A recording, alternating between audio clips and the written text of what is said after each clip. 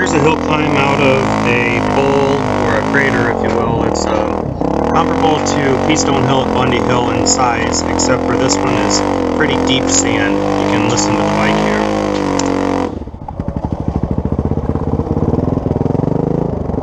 That was singing a tune.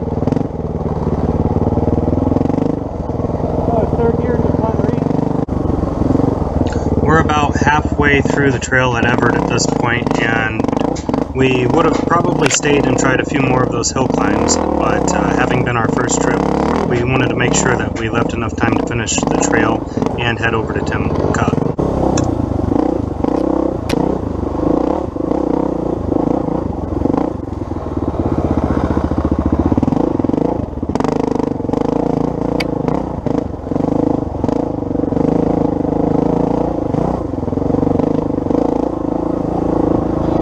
This section really gives you a good look of what it is like to ride at Evart. You're really winding through some narrow and technical trails, and the next thing you know, you're on a hill climb that is also technical, covered in rocks and roots, and it really keeps you working for it, and it keeps you on your feet, stand-up riding, and it's really challenging and really fun.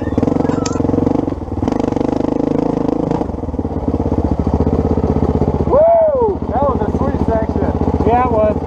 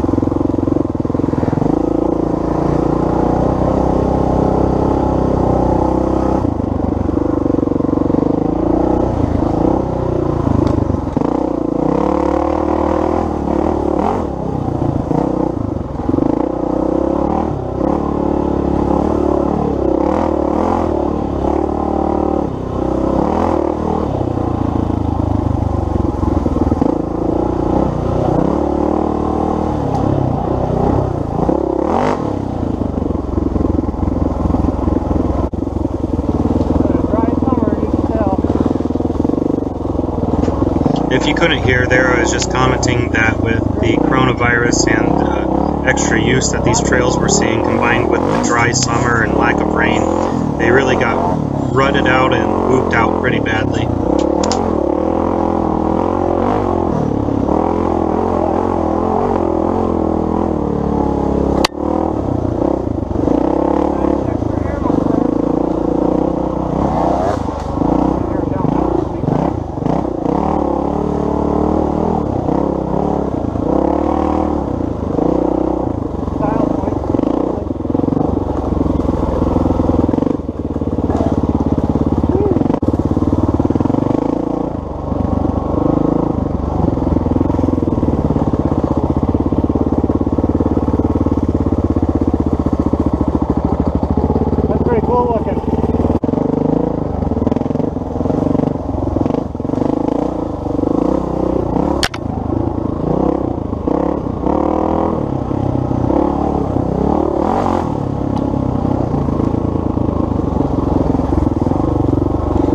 This short clip shows where the trail goes through a section that's been logged, and it was just unreal that you're riding at the same national forest, the terrain being so different from being inside the trees to actually out here in almost no man's land. It was pretty neat for sure.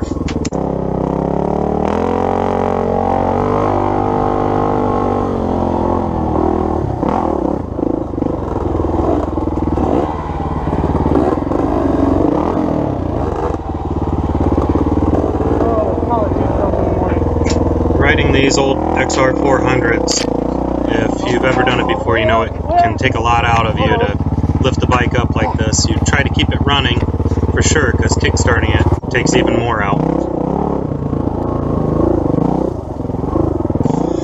So, needless to say, after this third one, basically back to back, I was feeling it a little bit, and it actually took a little while to recover.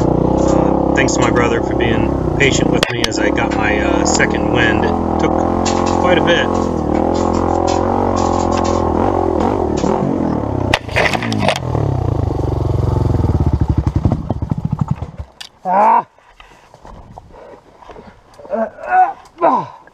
Trying to keep it running. Yeah, it's supposed to do that. This is an awesome couple we met out here having fun. You can check out their channel.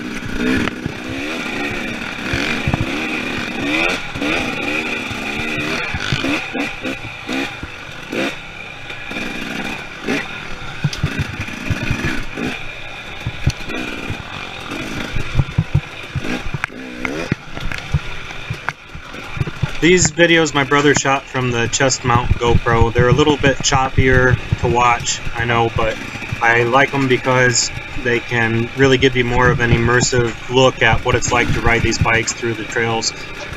More sense of speed and how much we're actually working for it to make the bikes go through there. It's not just floating through the trails like it looks like on the helmet mount.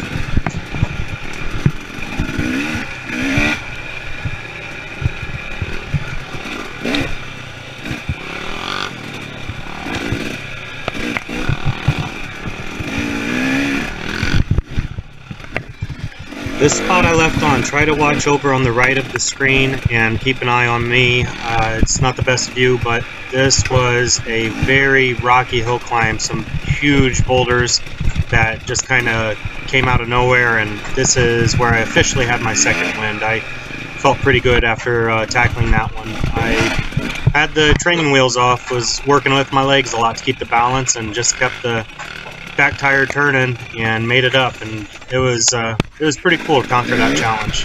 Felt really good afterwards.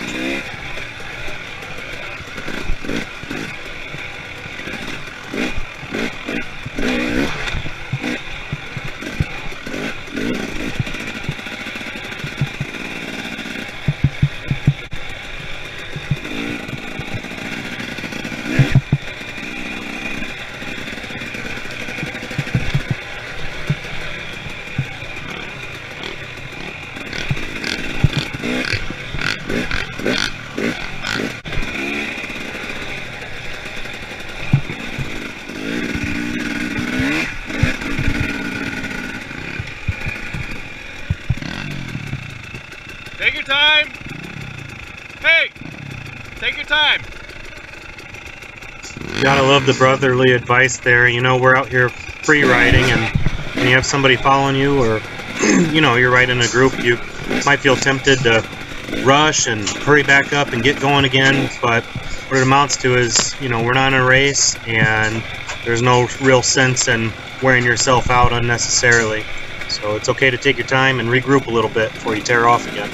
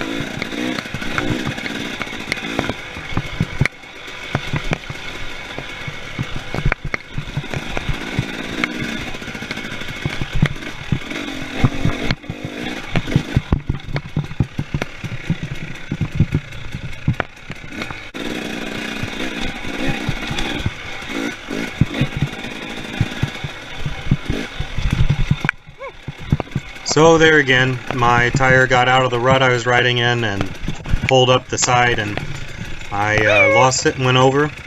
I seem to have a lot of trouble with this. It's something I'm thinking I'm just going to have to keep practicing on and getting better at.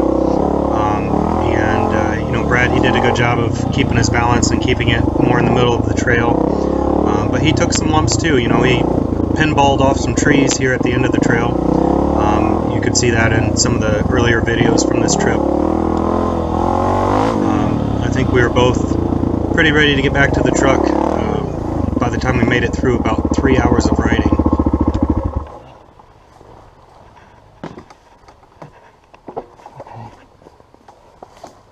Wow, so what happened there? I dragged my leg, it bounced up under my tire, rolled it up into the swing arm and chain. Now, immediate reaction was absolute panic. I turned the bike off. I thought if I laid it down, I'd be able to stand up out of it. Whew. Man, could really use a break at the truck for some Gatorade.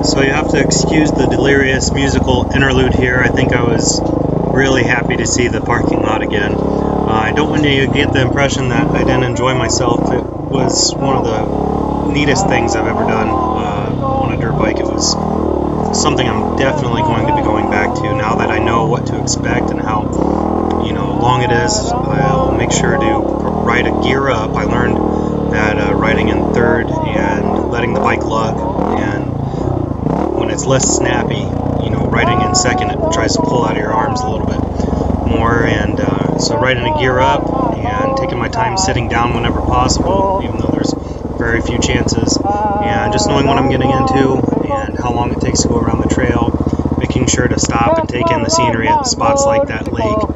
And man, I tell you, I'll definitely be coming back. Just want to ride on my motorcycle. I don't want to die. I guess I thought I hadn't picked it up enough times, so one more for good measure there, and then we were off to Subway and then Tin Cup, Holy and that's shit. where we'll pick up the next video. I dropped it.